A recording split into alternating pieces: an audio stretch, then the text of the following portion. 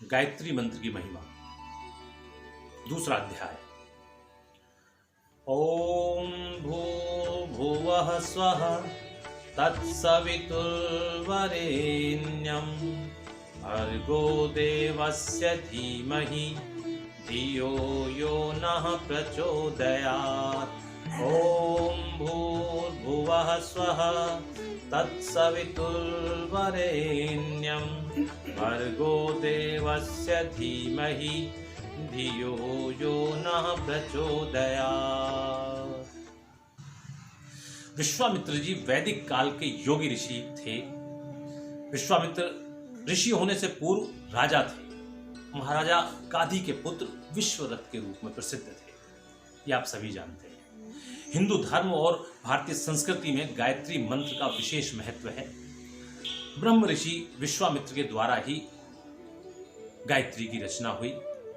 यही मंत्र दृष्टा हैं गायत्री के ब्रह्म ऋषि विश्वामित्र जी, जो पहले महर्षि थे, लेकिन अखंड तपस्या तप करने के पश्चात जब माता गायत्री ने उन्हें दर्शन दिए, उसके पश्चात ही उन्हें ब्रह्म ऋषि की उपाधि से अलंकृत किया गया। सभी ने उन्हें ब्रह्म ऋषि मान लिया।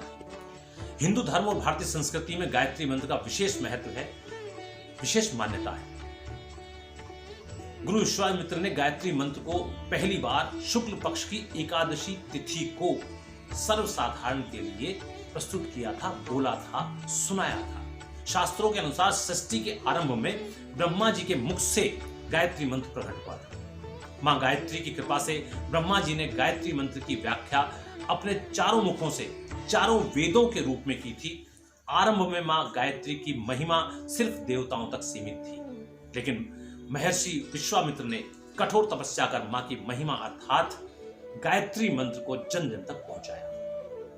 और चारों वेदों में इस छंद का विशेष महत्व है, क्योंकि जो भी कथाएं लिखी गई हैं, गाई गई हैं, वो इन छंदों के द्वारा ही। इसीलिए गायत्री की महिमा चारों वेदों में गाई गई है, क्योंकि उन छंदों पर ही आधारित है वेद। वेदों में अधिकतर जो प्रयोग किया गया इन्हीं छंदों का किया गया है। कौन है गायत्री मां? माता गायत्री को सभी वेदों की जननी कहा गया है। मान्यता है कि चारों वेदों का सार गायत्री मां ही है। गायत्री माता से ही वेदों का जन्म हुआ है, इसलिए गायत्री माता को वेद माता भी कहते हैं। इनकी आराधना स्वयं भगवान शिव, श्री हरि विष्णु और ब्रह्मदेव करते रहे, इसलिए गायत्री माता को देव माता भी कहा जाता है। वेद माता के अतिरिक्त गायत्री माता को भारतीय संस्कृति की जननी भी कहा जाता है। मां गायत्री अपने उपासकों को क्या देती है? यह बड़ा अच्छा प्रश्न है कि माता देती क्या है जो उनके उपासक हैं, जो उनकी उपासना करते हैं, जो उनका भजन करते हैं। तो गीता में भगवान श्री कृष्ण ने स्वयं इस बात को कहा है, इसका उल्लेख किया है कि मनुष्य को अपने कल्याण के लिए गायत्री और ओम का उच्चारण करना चाहिए। स्वयं भगवान श्री कृष्ण ने गीता में इसका उल्लेख किया है कि अगर आप अपना कल्याण चाहता, मनुष्य अपना कल्याण चाहता है, तो मां गायत्री का और ओम का उच्चारण अवश्य करें। वेदों में मां गायत्री को आयु, प्राण, शक्ति, कीर्ति, धन और ब्रह्म तेज प्रदान करने वाली देवी कहा जाता है। इस मंत्र के जप से ज्ञान की प्राप्ति होती है और मन शांत तथा एकाग्र रहता है। ललाट पर चमक आती है। गायत्री माता के विभिन्न स्वरूपों का उनके मंत्रों के साथ जप करने से दरिद्रता, दुख और कष्ट का नाश होता है। आपकी दरिद्रता दूर होती है, आपके दुख कलेश मिट जाते हैं और निसंतानों को संतान की प्राप्ति होती है। ये बड़ा अद्भुत फल माता देती है। प्रश्न है कि गायत्री जयंती कब मनाई जाती है? अगर हम जयंती मनाने की बात करें तो गायत्री जयंती जेठ माह में शुक्ल पक्ष की एकादशी के दिन मनाई जाती है। कभी कभी से श्रावण मास की पूर्णिमा के दिन भी मनाया जाता है। वो रक्षाबंधन वाले दिन, उस दिन भी आप गायत्री जयंती मना सकते हैं। गायत्री जयंती के दिन करें क्या, कैसे मनाएं? तो इस दिन गंगा जल युक्त जल से स्नान कर सूर्य को अर्घ्य दें। गायत्री मंत्र का कम से कम 5 बार जाप अवश्य करें। पश्चात मां गायत्री को साक्षी मानकर उनकी प्रतिमा की पूजा करें तथा पूजा में फल, फूल, धूप, दीप, अक्षत, चंदन, जल आदि से अर्पण करें। और यदि संभव हो तो व्रत तथा उपवास करें। गायत्री मंत्र का जाप प्रातः, मध्याह्न, संध्या के समय, इन तीनों समय में किसी भी समय करें। इसका महत्व हम अपनी पिछली वीडियो में विस्तार पूर्वक बता चुके हैं। यदि आपने हमारी पिछली वीडियो अभी तक नहीं देखी है, जो गायत्री मंत्र के 24 अक्षरों में छिपी हैं 24 सिद्धियां और 24 शक्तियां, यदि आपने वो हमारी वीडियो अभी तक नहीं देखी तो कृपया करके आप हमारी पिछली वीडियो जरूर देखें और धर्म लाभ उठाएं।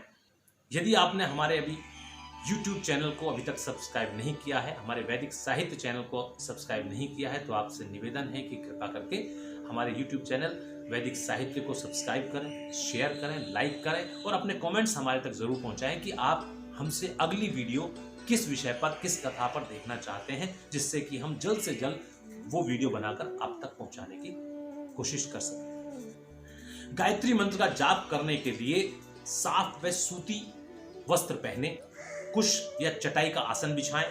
जाप के लिए तुलसी या चंदन की माला का प्रयोग करें। ब्रह्म मुहूर्त में यानी सुबह होने से लगभग 2 घंटे पहले पूर्व दिशा की ओर मुख करके जाप करें। शाम को सूर्यास्त होने से लगभग 1 घंटा पहले पश्चिम की ओर मुख करके माता गायत्री का जाप करें। गायत्री मंत्र छात्रों के लिए विशेष लाभकारी है। नियमित रूप से 108 बार गायत्री मंत्र जप करने से बुद्धि प्रखर होती है और छात्रों में किसी भी विषय को लंबे समय तक याद रखने की क्षमता को बढ़ाती है। अर्थात गायत्री आपकी याददाश्त को बढ़ाती है, बच्चे की याददाश्त को बढ़ाती है। गायत्री मंत्र का जप करने में क्या क्या लाभ होते हैं? त्वचा में आपकी चमक आएगी, मन में सकारात्मकता का होगा वास, क्रोध होगा शांत, पूर्वाभास की क्षमता होगी प्रबल, धार्मिक कार्यों व पढ़ने में लगेगा मन। ये विशेष लाभ गायत्री मंत्र के उच्चारण से सभी भक्तों को प्राप्त होते हैं। आप 1 माला, 3 माला, 5 माला, 9 माला बहुत अच्छा कर सकते हैं। 108 माला, 1008 माला गायत्री महामंत्र के जाप से जब आप करेंगे तो आपका भविष्य निश्चित उज्जवल होने वाला है, ये मैं विश्वास के साथ कह सकता हूं। तो इसी के साथ मुझ कैलाश पंडित को आज्ञा दीजिएगा। नमस्कार।